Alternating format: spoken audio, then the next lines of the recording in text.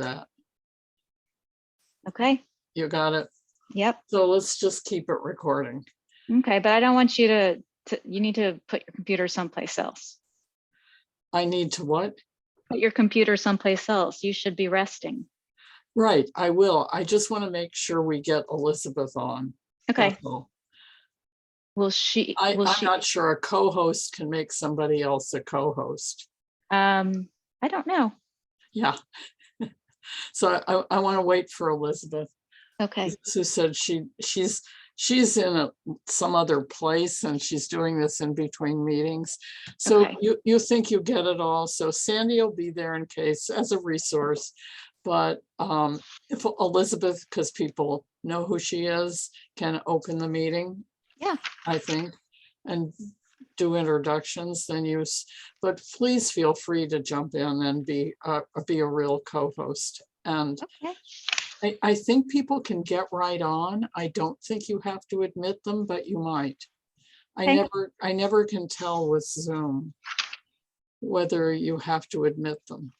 Yeah, I'm happy to. It should not be a problem if I'm a co-host. Yeah, co-hosts can admit. So this will record on my computer and that'll be good. Because I have learned how to edit out the first 15 minutes and put it up on my YouTube and, where nobody listens to it, but so what? Yeah. So yes, surgery is no joke. What did you have? I had my gallbladder removed, but there were complications. So it took much, much longer than they had told my family. So yeah, it was no fun because what they do I had laparoscopic. Yeah, I did too. Okay, so what they do, which they didn't tell me for me, is they pump air into your cavity to kind of expand it and get the organs out of the way. Yeah. But that air stays in your body and has to slowly be absorbed.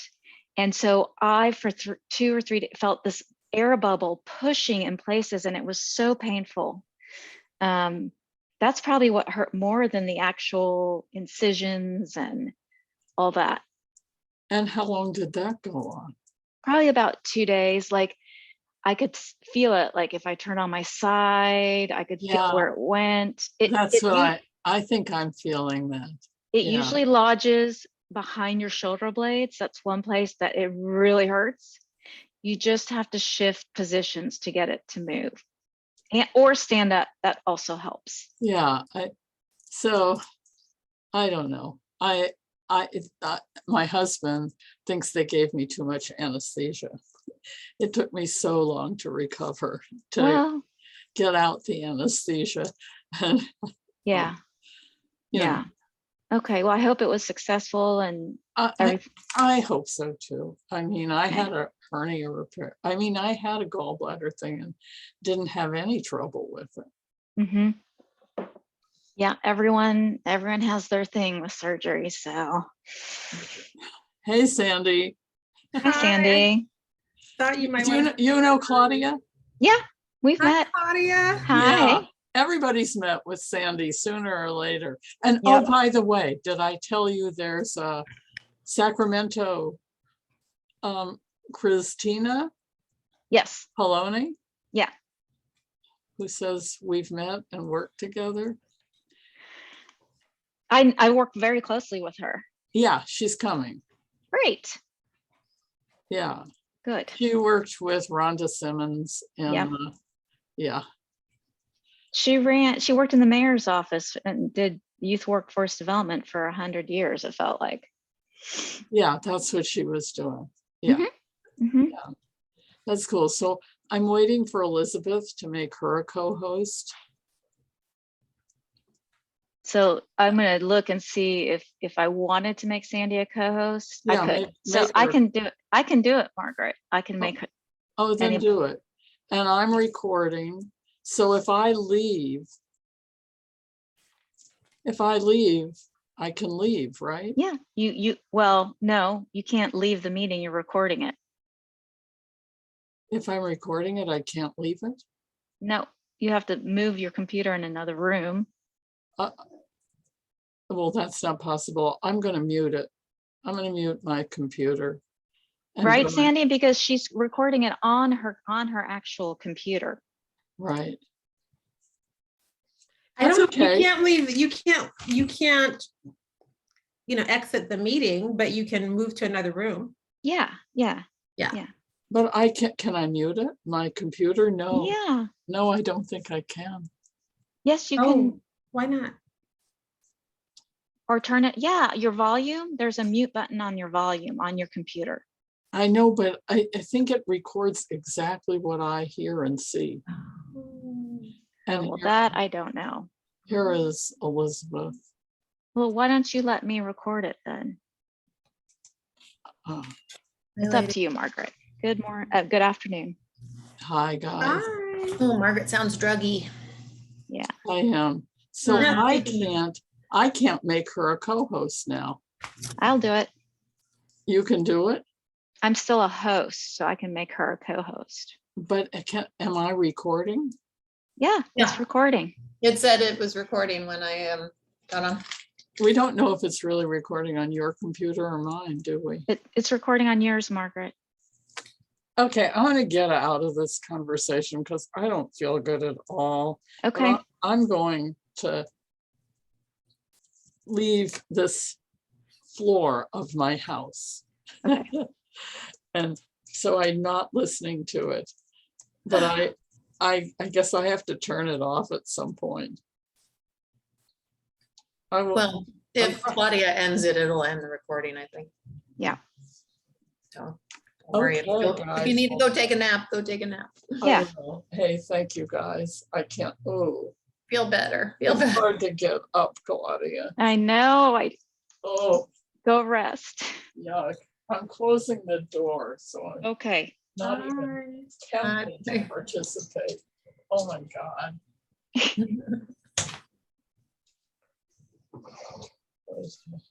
All right. Elizabeth, I understand you're going to kind of open the meeting and invite people to do their introductions. Okay, I will. Oh, that's what Margaret said. And I was like, okay, whatever Margaret says. That sounds like a great role. I'm in Memphis right now and I'm very distracted because I just like am doing a bunch of different things. So, but I like that role. That's a good, easy. Mm-hmm. Well, I hope that you've had some good barbecue. You know what? I'm actually right this second having, because I'm vegetarian, vegan Memphis barbecue. Yep. Excellent. And while I waited for my vegan Memphis barbecue, there was a record store right next to it. And so I got some Memphis blues from 1927 to 1942 or something, like a compilation. So Beautiful. be fun to listen to. Hi, Lindy, and hello, Patrick. Hey. Hi, everybody. Hi, Sandy. Hi. Taylor. Hi.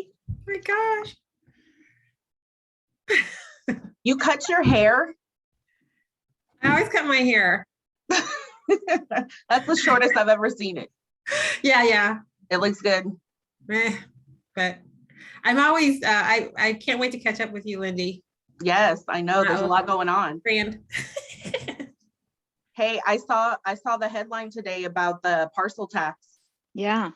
going through. Did you see it, Sandy? What, you mean Oakland? Yeah. Yeah, but There's I still think we more knew that, to work right? You out. mean AA. Yeah. yeah. Yeah. Well, the Is there- courts, there's another- the there's another courts one? validated it at 50+1. Yeah. That's good. We just put that in our children's funding win of the month or 2 months. Yeah. Sent it out to everybody across the country yesterday, Mhm. today.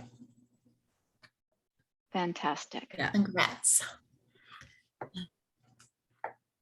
thought that was already News. You thought it was old news. New I news. guess to some it went public or something that Yeah. was happening. Okay. Yeah. Do we know, Claudia or Sandra, how many people we're expecting? I'm looking right now. Margaret wrote us a nice long email and kind of noted who she thought was coming. So let's see. Lindy's here, Patrick's here, Lisa's here, Courtney from San Diego, Jesus from Pomona, and possibly someone from Long Beach. So possibly 3 more people. I don't know if they said yes. Let me see. 10 people said yes. All the people I just spoke about said yes. So do you want to wait a couple more minutes then? Yeah, or maybe should we just start with introductions and then we'll let those folks introduce themselves if they get on in time for that? Well, yes, and part of our introductions is we'd love to hear, just to get everyone on the same page, kind of the status of where each place is with their efforts. And then we can go into, Margaret wanted folks to talk about one accomplishment and the challenges they're facing, so that we get all the info out and then have our very robust discussion that we're bound to have. Yeah, so maybe rather than go into great detail as each person introduces themselves, just sort of give those key words of like, here's something that is working, here's something we're being challenged by, and we'll get all of that out on the table, and then we can turn to deeper discussion. Is that what you're going for, Claudia? That sounds great. So maybe I'll just start and introduce myself. I'm Elizabeth Gaines. I work with Margaret because she's awesome and because she's been an inspiration for me in creating Children's Funding Project, which is a national organization.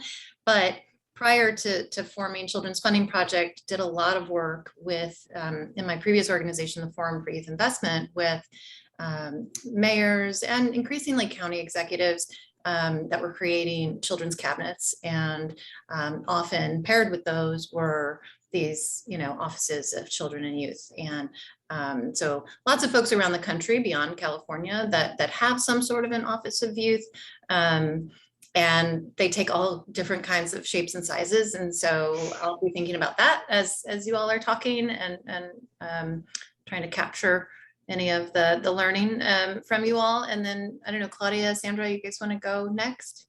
Sandy, why don't you go? Okay. Hello, everybody. A few of you I've met before, and maybe half of you I don't know, but I'm Sandy Taylor, and I was formerly with the City of Oakland. I am no longer, I retired, and I'm just here in advisory capacity, not representing Oakland, but my experience is really working for the last 20 years with the Oakland Fund for Children and Youth, which is a grant-making entity. And as that fund, time went on, grew, eventually our department, it's nestled in the Department of Human Services in Oakland, became more of a division with multiple programs and other commissions like the Youth Advisory Commission. But so I'm really here just to try to support and hear what everybody has to say, and continue to work with the Funding the Next Generation team. Great. And before I introduce myself, you all see a picture of Margaret there. She's actually not on the call. She's in a whole nother part of her house, but this, the co-hosting thing, this is how we did it. So she is present in spirit. Spirit of Margaret is there. The spirit of Margaret. So hi, everyone. I'm Claudia Hassin, and I work with a council member here in the city of Sacramento, and I primarily focus on the city's youth policy approach and try to support two fabulous women on this call, Lindy and Christina, in their efforts on making everything work. So let's just pass it on. And since I mentioned you, Lindy, I'm going to ask you to go next. Yeah, sure. Hi, everybody. Lindy Lane, Youth Development Policy Manager. I am housed in the City Manager's office in the city of Sacramento. In 2018, largely responsible by Claudia and Jay Chenier, there was a youth development plan that was established for the city and approved unanimously by council, which the next step after that was creating my position and onboarding me. Really the crux of that youth development plan has everything to do with high quality programs. There's other aspects to the plan, but the crux of it really is about, quality programs and all of the youth development research really pointing towards why that's so important to really, get the outcomes that we're looking for. And so I have been really advocating for a team, because when I was hired, it was really just a subject matter position. There was no resources or staff members really attached to me and the work that I was doing, although I was tasked with, implementing a citywide youth development plan. So my next steps really were to build a continuous quality improvement system across all of our youth investments in the city. And that's really what I took to leadership and took to council and said, I really need to build a staff so that we can, implement this continuous quality improvement system. And so I am currently staffing up, and I will say that, that's the win, is that now that I have staff, my position is turning into the Office of Youth Development. And I will say the challenge is staffing up, right? The workforce market right now is just crazy. There's no other way to describe it. So yeah, I think I'll stop there and I will pass it over. I also wanted to mention that I did invite a couple colleagues on the call. So Christina Pallone and Monica Blanco. And so maybe I'll do that. I'll just kick it over to Monica. Hi, everybody. My name is Monica Blanco, and I'm the current Youth Division Manager with the City of Sacramento in the Department of Youth, Parks, and Community Enrichment. I do have my camera off today because I have spotty connection, and I want to make sure I stay connected so I can participate.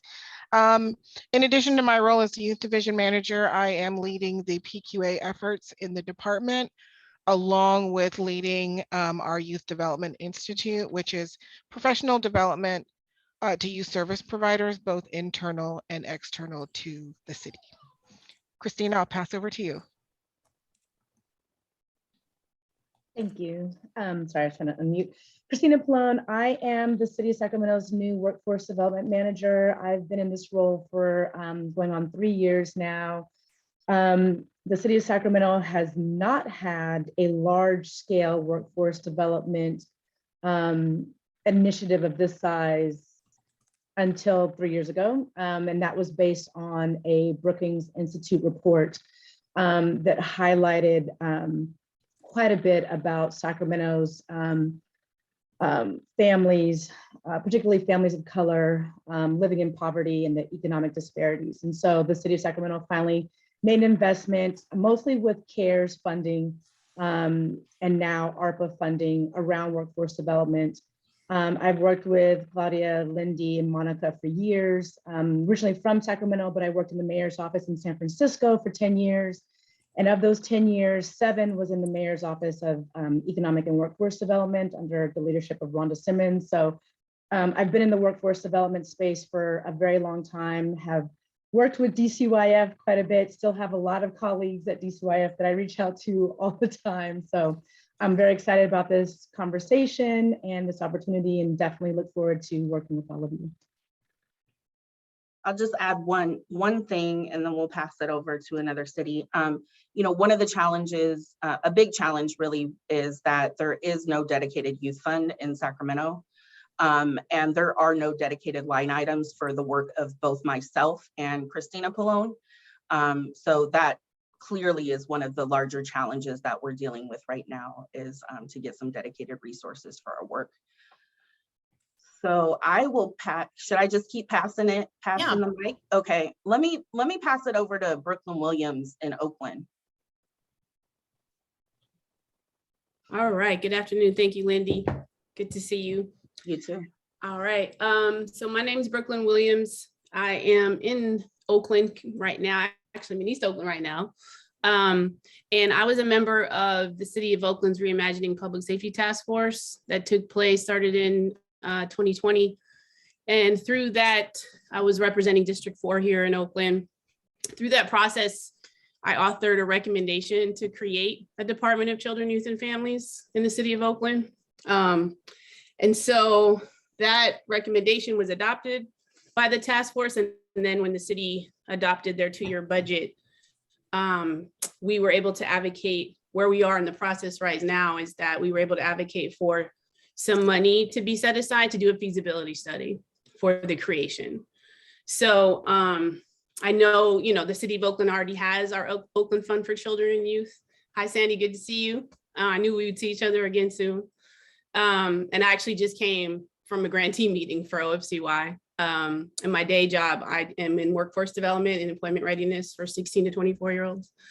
And we receive from a grantee of our fund here in Oakland. And so we're now pushing for the next step, which would be the creation of a department that is exclusively focused on children, youth, and families. So have been very inspired by the work of San Francisco, the city of San Francisco and their DCYF. Have been jealous over the years for what they've been able to do. So it's been great to connect with Margaret. And so we have some support. Challenge too, yeah. Yes, exactly. So I've already learned a lot and taking a lot of notes. The manual that she shared was just, gold as far as I'm concerned. So anyway, happy to be here with you all. There's a lot of folks in our city that are supportive of this, including some council members. So I'll be reporting back to a few of our council members from this meeting. And then there's also folks who are not just in the city of Oakland, but who also work in the larger Alameda County. And part of our desire to have a department is to help facilitate partnerships between other government agencies like the county. And so with that, I'm going to pass it over to someone that's been working with me on this, Vamsi, who is a leader in Alameda County, specifically around juvenile justice. So Vamsi, pass it to you.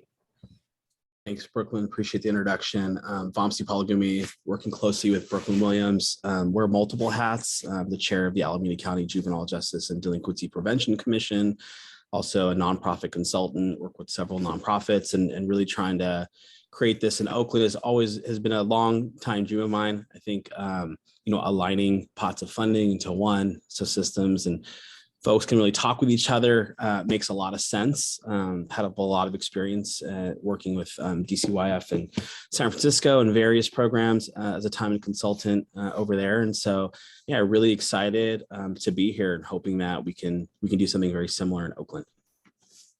And I'm sorry I joined a little late. I'm not sure who went, but I'll pass And if it. you guys could say just one challenge that you want to put out to this group, because this is a good group to have tackled that stuff. Yeah, I can jump in on that one. The challenge even, with just getting this far has been the city of Oakland has recently added 2 departments in the last, I would say 5 to 7 years, a Department of Transportation and a Department of Violence Prevention. And so part of it is just like department fatigue, or just this idea of like, okay, another department. Although I feel like everyone understood, like the Department of Transportation, everyone agrees was a great addition. And the Department of Violence Prevention is in its 2nd or 3rd year. I'm also working with them and advancing some work. So I feel like that's one challenge I can mention. Great, thanks. Who's next? Maybe Lisa Salazar? Hello, good afternoon, everyone. Lisa Salazar, City of Los Angeles. So some of you have heard this, some of you have not, but just some background on the City of Los Angeles brand new Youth Development Department. So after many years, probably going back to 2008, I think, a very grassroots effort through the Invest in Youth Coalition, have worked tirelessly with various city council members to advocate for the establishment of a youth development department. And not until about 2018, one council member, Councilwoman Rodriguez, became the champion of this effort, commissioned a executive youth development task force who all through 2020 during COVID met twice a month, talking to community members, other young people, our kind of external partners in the city and the county of Los Angeles, examining youth development as a whole. The culmination of that resulted in a report that made a series of recommendations. Number one being that there be a sole department dedicated to youth development. Concurrent to that, our controller also did his own study of youth development programs in the city, which told us that the city of Los Angeles has upwards of $200 million in youth development investments administered by 26 different departments with no, kind of common entry point, eligibility criteria, metrics, vision, goals. I mean, just you can imagine 26 boats in the ocean rowing in different directions. That's us. That's the city of Los Angeles. His number one recommendation as well was to stand up an office of youth development, a commission, or a department. So in 2021, Mayor Garcetti decided, you know what, it's time, let's do this. He included a line item in the budget of $1.1 million to create a department. That along with one-time funding for a strategic plan, which is really the key, kind of the core work of our department, and that is to establish a long-term roadmap for youth development. So in July, I was asked to step in as interim director. This is a little background. I've been with the city for 21 years, primarily in youth workforce development. That's really my bailiwick. Served Mayor Garcetti for the last 5 years and then stepped into this role as interim executive director, competed for it and made it through that process, was confirmed as a permanent director 2 weeks ago. So that was my biggest challenge leading up to 2 weeks ago. But we're staffed. We have 8 folks on our team. One of them is with us today, and I'll let him talk a little bit. Axel Palacios, who's our director of strategic partnerships and government affairs. You got to have staff. I was a team of 2 for the first 4 months. We just hired our last person this month, January. And it's amazing how much work can get done when you actually have folks that are on the ground making it happen. So now, things are just moving so quickly. So I would say our biggest challenge right now is just kind of working through the bureaucratic process of putting out an RFP to hire a consultant or consultants who can help us with this very public, high visibility strategic planning process. So that we can put out at least this first 3-year roadmap. Always thinking about funding and sustainability, going through budget process right now with the city. And combating adultism. I mean, we're really struggling right now with getting folks to understand why it's important for us to compensate the time of our young people who we're assembling for a youth council. It's crazy. It's really crazy. So we've had to play a little bit of hardball to make that happen. And luckily we have a champion in our city council that is helping us to push that through. But I will stop there and Axel, please introduce yourself and anything you'd like to add. Of course. So thank you, Lisa. Of course, my name is Axel Palacios. I am the Director of Strategic Partnerships and Government Affairs for the department. Previous to this, I worked for 5 years for one LA City Council member, Joe Buscaino, where I worked primarily in economic development. And I will say I've been in the department for the better part of a month, and we've been working on our youth council, which is our first of hopefully many programs that we will be launching citywide. And the youth council effort is really looking at making a meaningful investment, not only financially in our youth in terms of getting them compensated for their public service, but also an investment in their future and their economic future. And so we're looking at recruiting 30 young people from the LA City area living within the city of Los Angeles. And our curriculum will include basically a full-blown civics education for a year-long commitment in which the youth will be compensated. They will learn the inner workings of the city. They will also have some legislative assignments where they will work on policy issues with policymakers as well to learn how that process works. And hopefully at the end, we'll be able to provide either college credit or a professional certificate for the participants that finish the cohort. And our fingers are crossed also, we're doing some work with our personnel department to see if there's a way to provide a leg up in applying for exempt positions with the city of LA. So whether that means an additional couple of points or kind of a better selection process for youth who completed our cohort to make sure that the long-term investment is also there and that we're funneling all these talented young people that we're training through the city into actual city jobs in the future. So our biggest challenge outside of just the basic recruitment process is also looking at strategies that other municipalities have used for financing and funding their youth programming. And so we're looking at a variety of different strategies to try to get ourselves on the map as well. So very glad to be part of this group and glad to be doing this work. That's awesome. I hope you guys are going to do some sort of like case study or something on the civic engagement piece and how that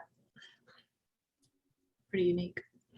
Yeah, we're planning on doing that and partnering with the local universities in the area. We want to document everything. I think some of the work we're doing is unprecedented. So we want to make sure that we document that so that anybody else, in the state or around the country can tap into that and use it as source material. This is an Apollo 13 moment. We're going to make this happen. We're dedicated to the fact that young people who are closest to the problems need to be at the table and discussing the solutions. So Awesome. it's great to be here. Maybe should we go to Richmond? Actually, real quick, Elizabeth, if you don't mind, I didn't realize our council member had jumped on. Councilmember Tao is here. She can't stay for very long, but I was hoping she could at least introduce herself before she has to jump. Very exciting listening to Los Angeles and everyone else. This is great having everyone together. So I don't know if you're able to, there you are. Oh, awesome. Thank you so much, Brooklyn. Brooklyn is such an amazing champion. I think you've already stated everything. I am the champion at City Hall, Councilmember Shang Tao, and I truly believe that we need to make sure that there needs to be not siloed conversations in regards to how we are leading our children, youth, and families.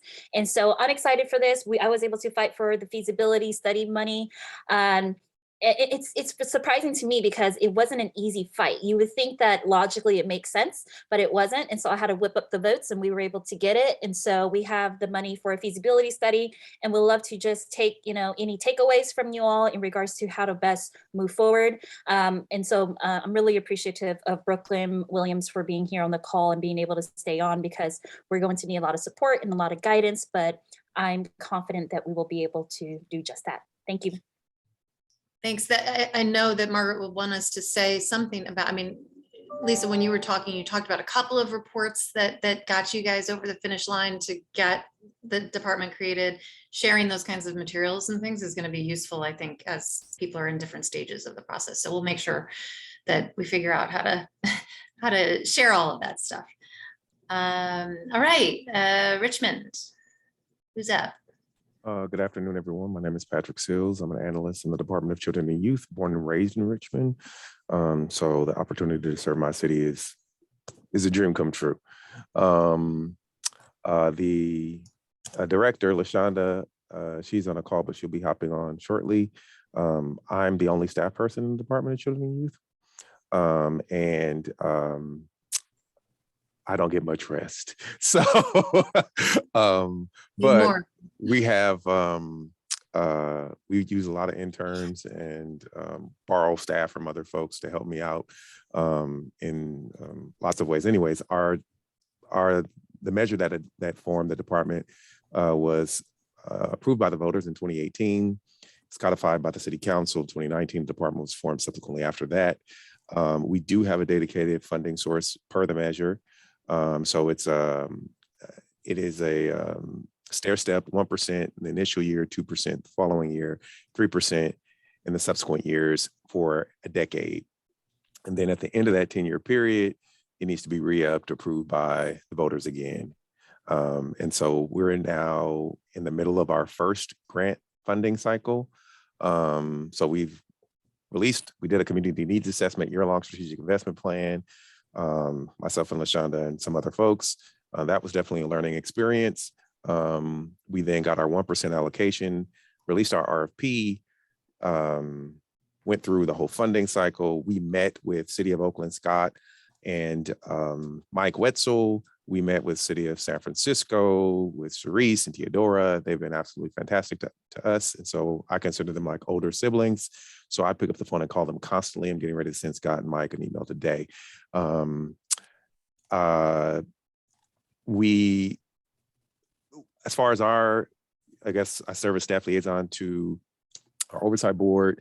Our measure, our charter amendment required that our oversight board be responsible for making funding recommendations to the city council, approving the grants, approving the RFPs. They are very, very integral to our process. It also requires that half the board be between the ages of 15 and 24. So our oversight board is, half of our membership is young people, defined per the measure. One of the challenges obviously is staffing. Another challenge is obviously budget. Because the measure defines what the percent allocation of the general fund will be, there are also larger budgetary issues just because of the amount of money that might be. So we're talking $3, $4, $5 million. And so those are issues that our council members are always thinking about, and our budget team is thinking about. Sorry, I'm trying to take notes, Patrick, and I didn't follow exactly what you were saying was a challenge with the budget. So could you say that one more time? Because there's a funding allocation set aside for the from the general fund that will support the Department of Children and Youth at 1%, 2%, and 3%.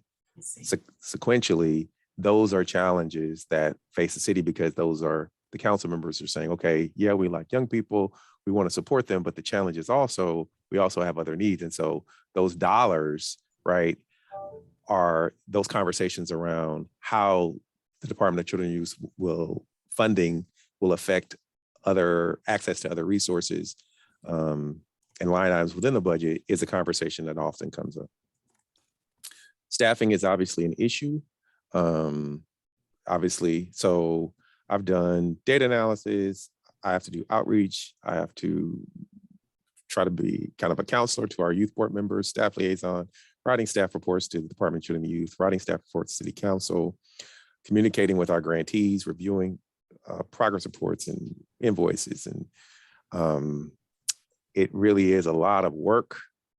And I'm grateful for the training I have to be able to function, but it is overwhelming. And so, and we do give our young people stipends for participating in our meetings.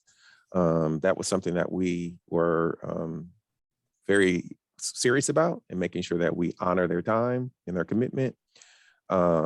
We don't provide that to our adult membership, but for our young people, they definitely do get stipends per every meeting they attend. And we try to make it easy for them.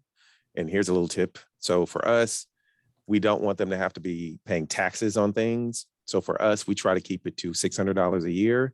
So that ends up being about $50 a meeting for them.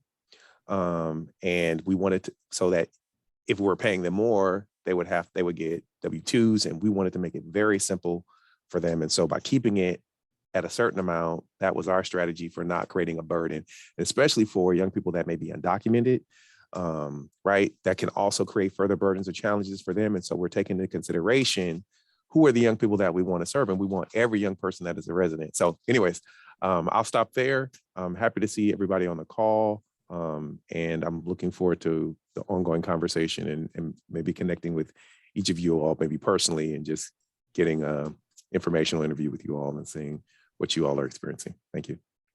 Thanks. I think, do we just have San Diego left, or is there another city? I think it's just you guys. Go ahead.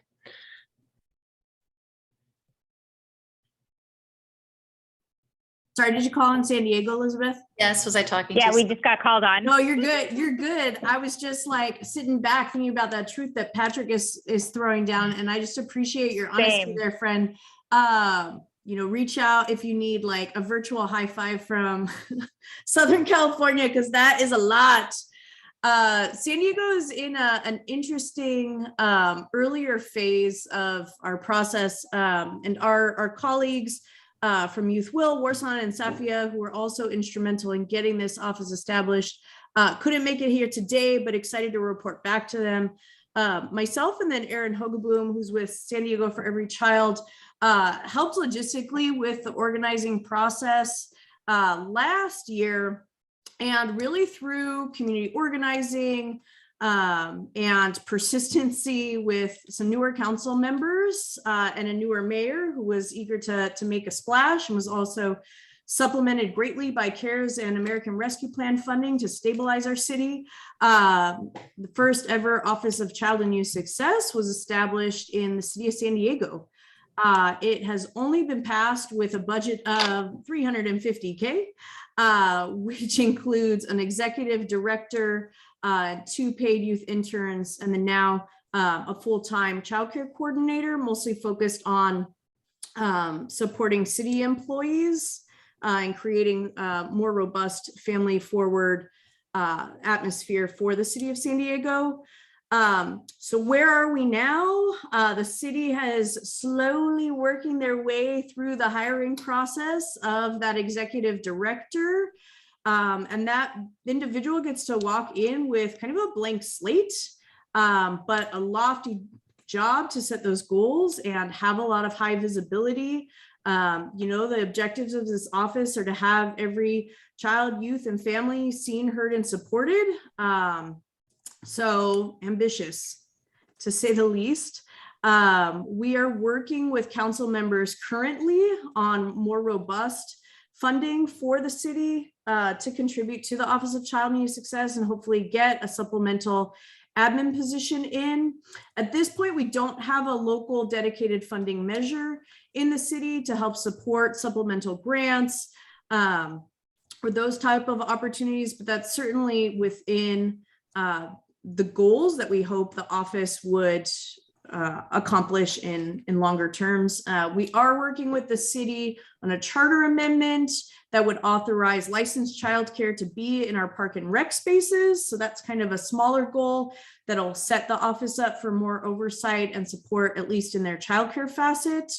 But really excited to keep learning from you all as you're a little further down the path. And as our executive director is hired, we look forward to welcoming them into this space as well. But Erin, anything else you have to share?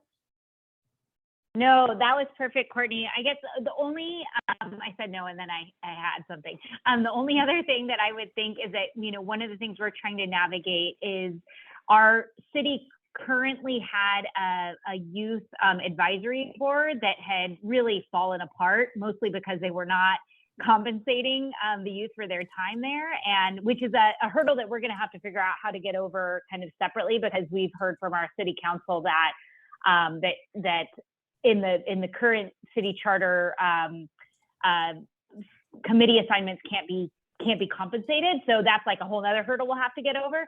But with that said, we're trying to figure out kind of what that dance is between, it's an Office of Child and Youth Success. And what we wanted to do was tie the work that the office was doing to that Youth Advisory Council, so that it is really informed, like, you know, on the regular, that, you know, how it's operating.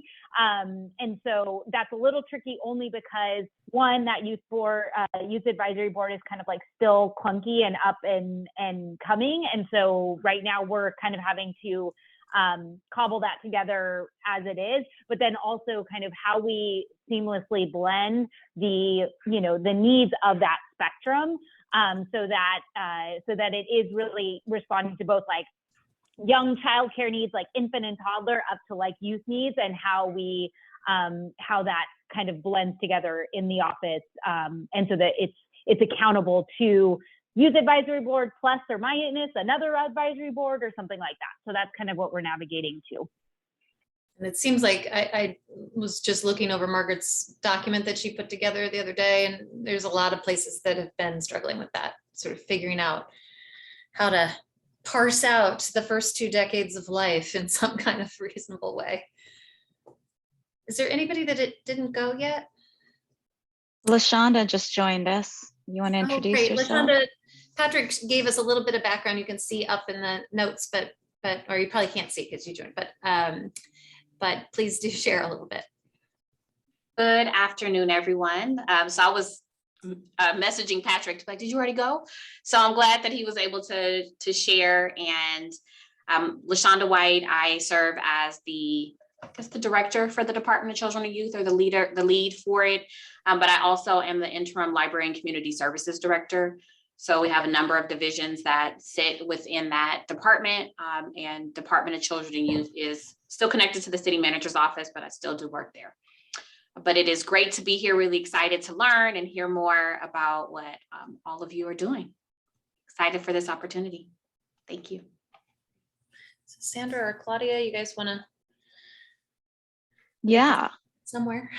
Well, I think from my brief conversations with Margaret, she's talked with all of us individually. This is my sense, and she's in her brain put together opportunities for us to learn from each other and even shape some ideas that we can carry forward to address these challenges. So I think all of us at some point or another have probably been in what I would call a learning community. And I might call this group that because we're all at different places. We all have similar but different challenges. And the uniqueness of a city's challenge, while unique, there still could be lessons learned for other cities. So unless Sandy and Elizabeth have any, I think what we should do is open the floor to, so you all can ask questions of each other based on what you've heard, more details. How did you do this? Why did you do this? Where can I figure this out? Because this is, I think, more your space than the facilitator's space. How does that sound? Anyone want to take a stab?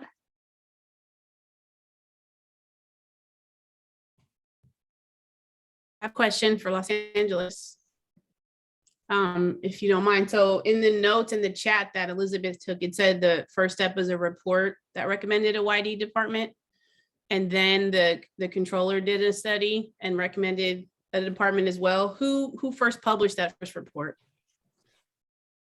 The first study was done by the controller. Oh, okay. And then the Youth Development Task Force was established after that. My bad. Sorry.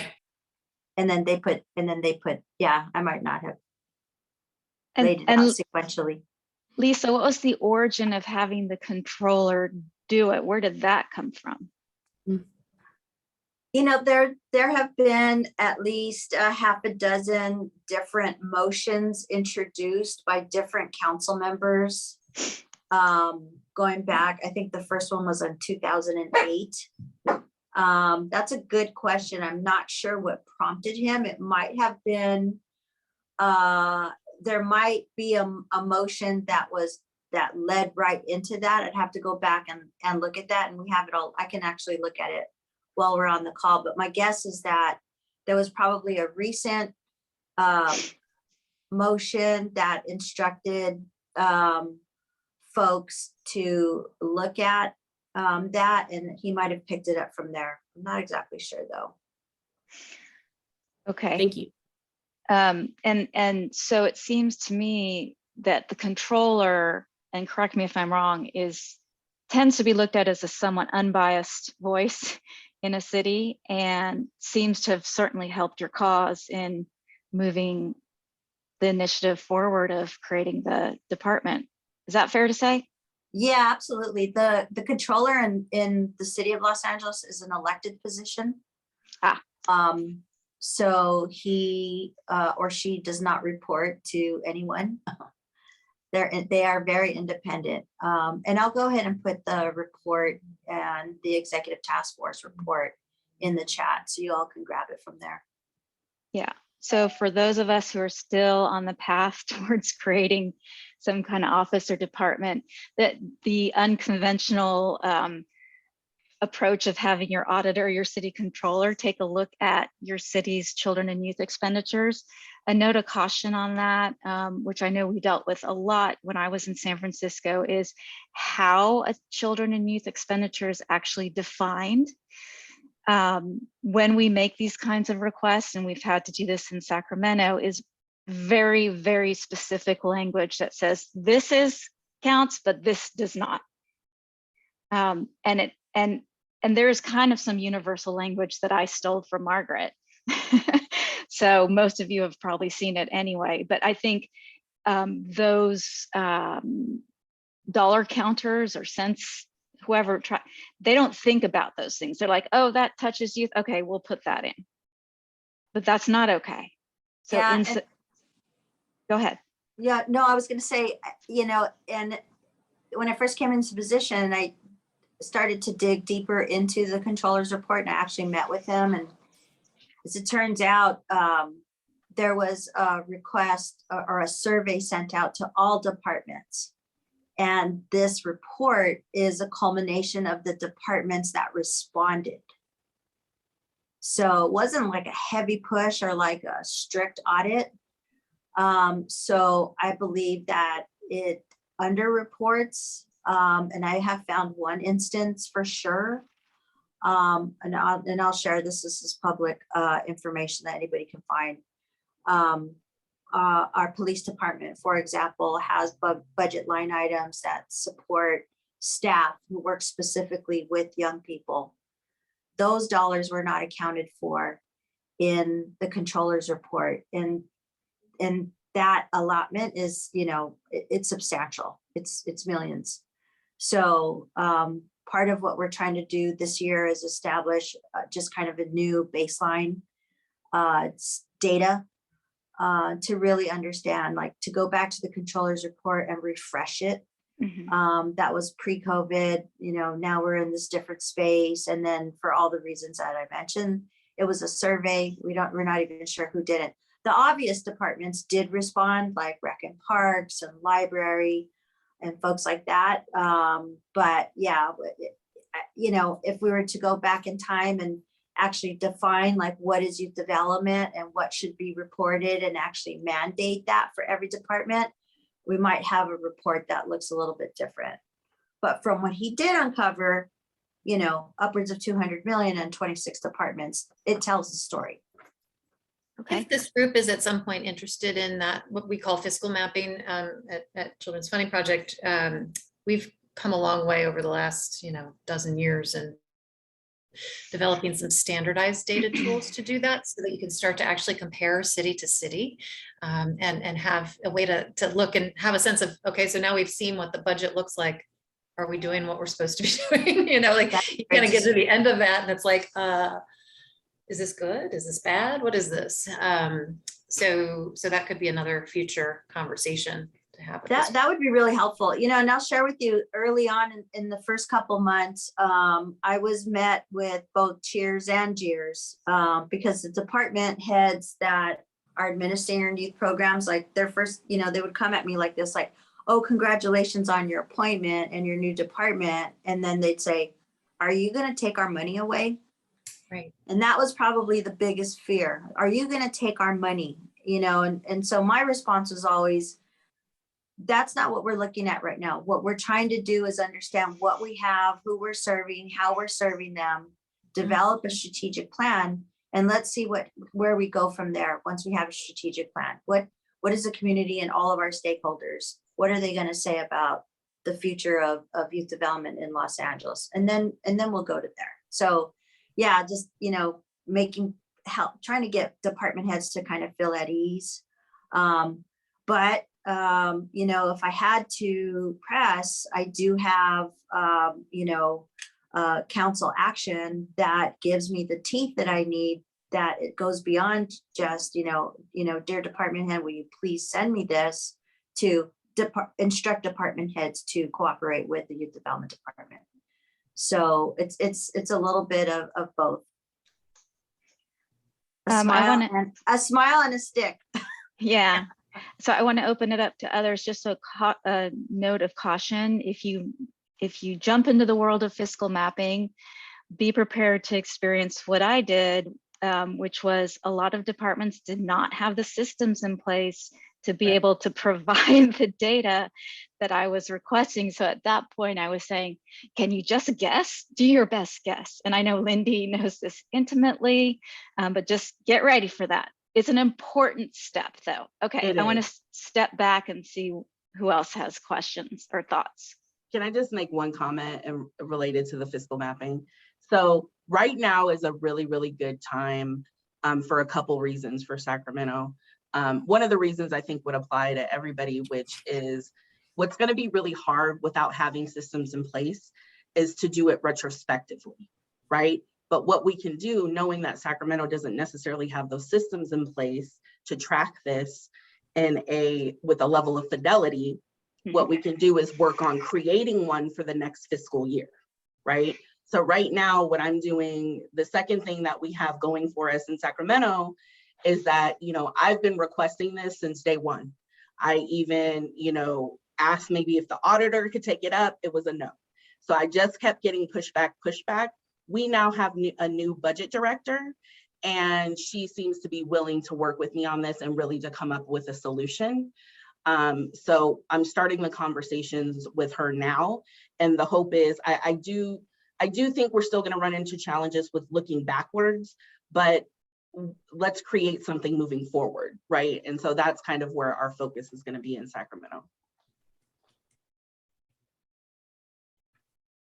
Great. Who else wants to put something on the table? See what folks think. This is probably a naive question, and it's because I'm not working for the municipality. I'm still on the organizing side of things. But for those of you who are running the departments, how involved are you, or can you be involved in your local efforts to get local dedicated funding or a ballot measure going for the sustainability of your revenue sources? But stay far away. That's me. But we weren't, ours was grassroots, community-based, that drove this and put it on the ballot. Staff only met with those that were doing the work if they needed data and information, but we weren't engaged in that way. And then once it was approved on the ballot, that's when we had to implement. So that's when we started to have conversations to say, okay, as I'm reading through your ballot measure, as I'm reading through now what is part of the charter, what did you mean by this? Because it's not clear to me. What was the intent? And so we actually spent some time in the beginning to get to know those that actually helped put it on the ballot, to make sure we were clear about the intent, and that they felt like partners, that we were working together. Like, okay, you've done this, and now as city staff, we're going to implement it. And we want to make sure that we are working collectively as much as possible. But I want to point this out because it has been hard for us. So for those who are on the community side and creating the ballot or the language, we have a 1%, 2%, and then 3% allocation of our general fund, and it'll top out at 3%. But for the 1%, it says, oh, and then the city can hold back 10% for oversight and for management of a department. 10% of 1% is nothing. I'm just like, we have 188 million general fund, $1.8 million, and then we get to keep 10%, 180,000. That gives me 1.5 staff people. Like, just to think about it, I don't know that they thought about it. And so it made it very difficult for us to have the sufficient staffing in the ramp up years to do the work without having to go back to the general fund and say, excuse me, can you give us some more money? Which was already going to be difficult because people felt like that this was taking money from other programs. So think about that allocation and how much you're allowing in the ramp up years. And maybe it's higher in year 1, 2, and 3 if you're going to do a ramp up of the percentage. And then it 1, 2, 3%, but then the allocation is 30, 20, 10% or something. Anyway, thank you. It's a great input. Anybody else want to add?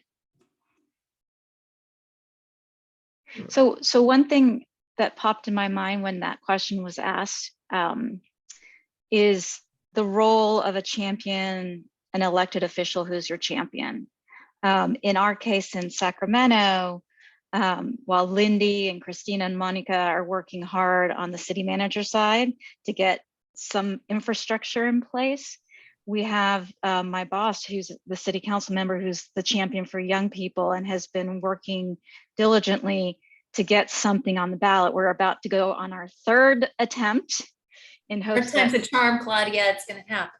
3rd time's the charm. So that releases our city staff, whom we communicate with appropriately to better understand the situation that's going on, but we have the council member and the community advocating and working and getting this ballot going. So that's another tool that if you're able to secure a champion to help you with that dedicated funding effort.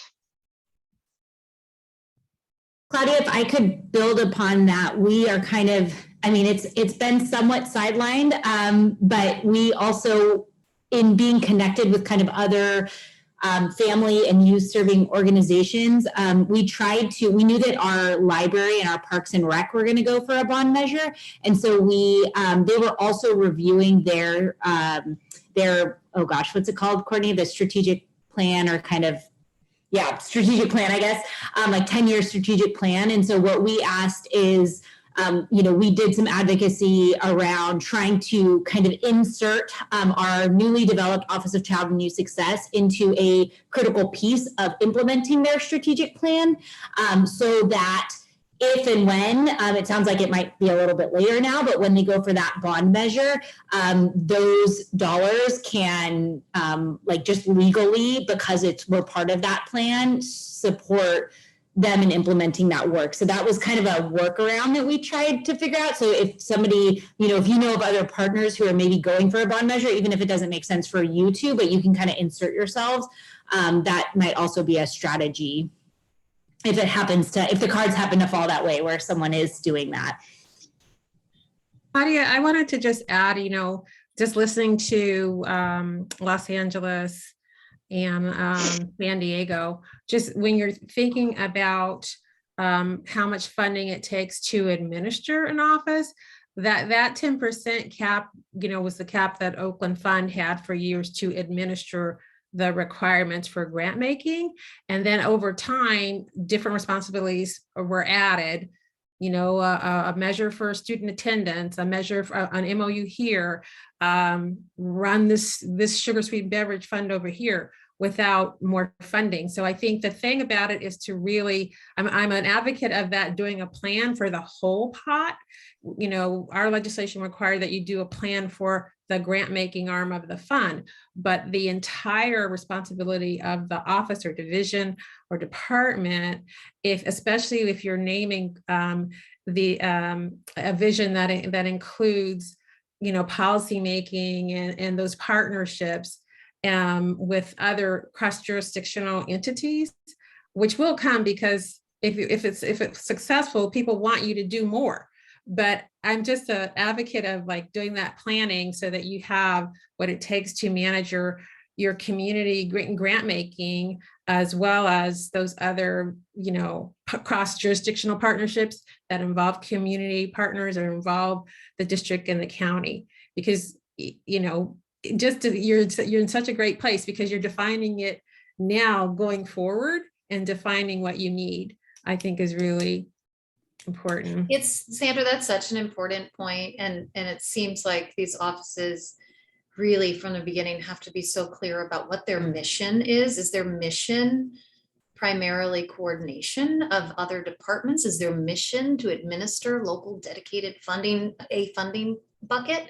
Is their mission to be a place where you consolidate things that are going on around the city and actually do move things out of departments and into this department? I mean, knowing what your mission is and having broad buy-in to that feels really important from the beginning. Otherwise, you start to have a lot of mission creep. And I watched that at the state level, so many different places where they started to just add on project after project. It could be that your mission is to incubate projects and then spin them off to other departments as they come, on whatever it is, but just like knowing what it is and being clear about that seems really important.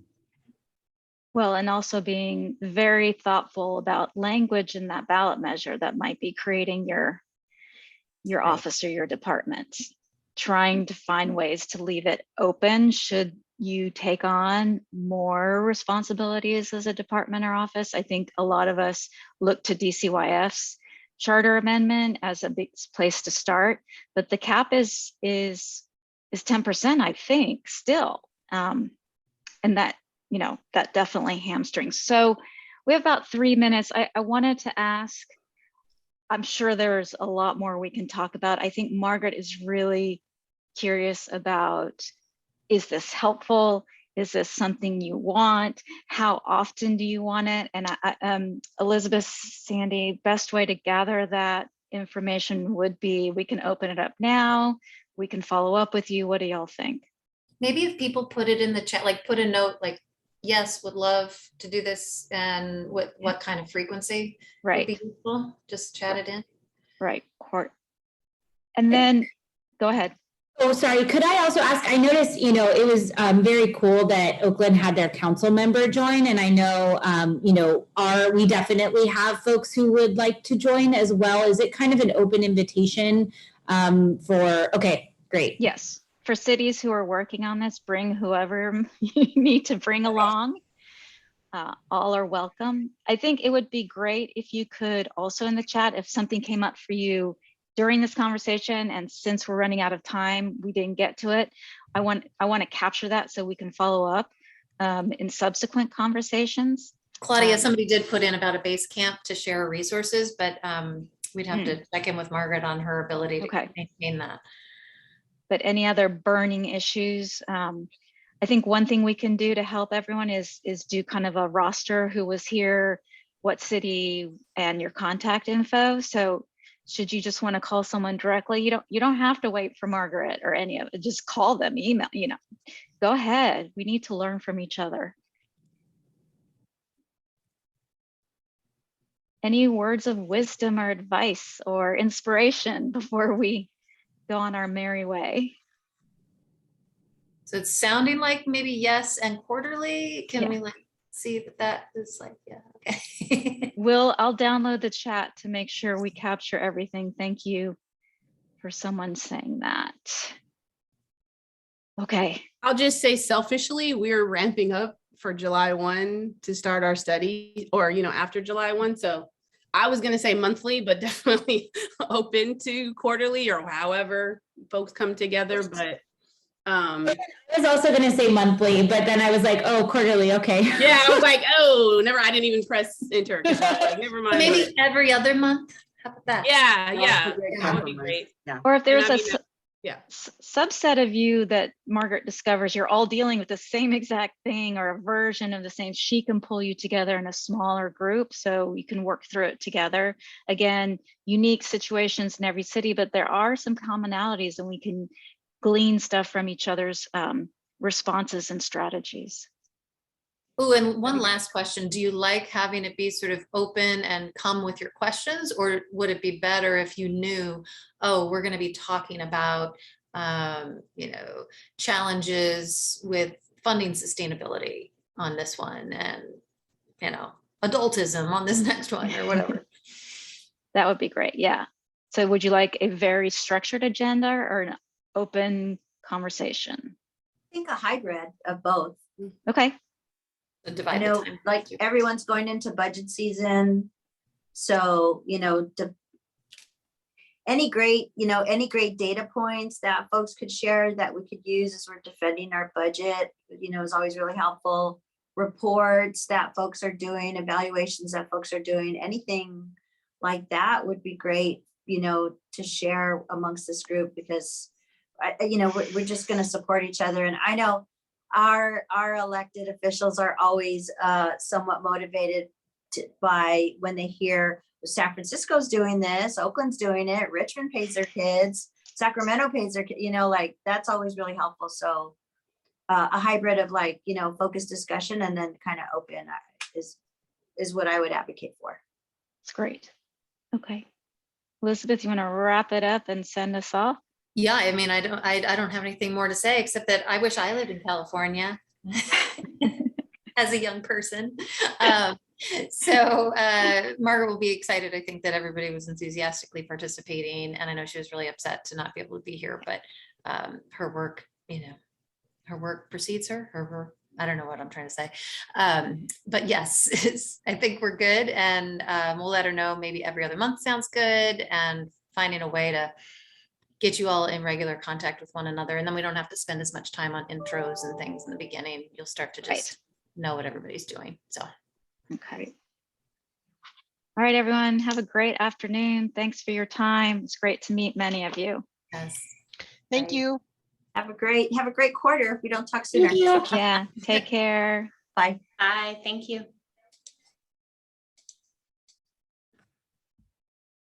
Bye, Sandra. Nice to see you. Take care. Okay, no post chat. We're done. We're done. Take it easy. Bye.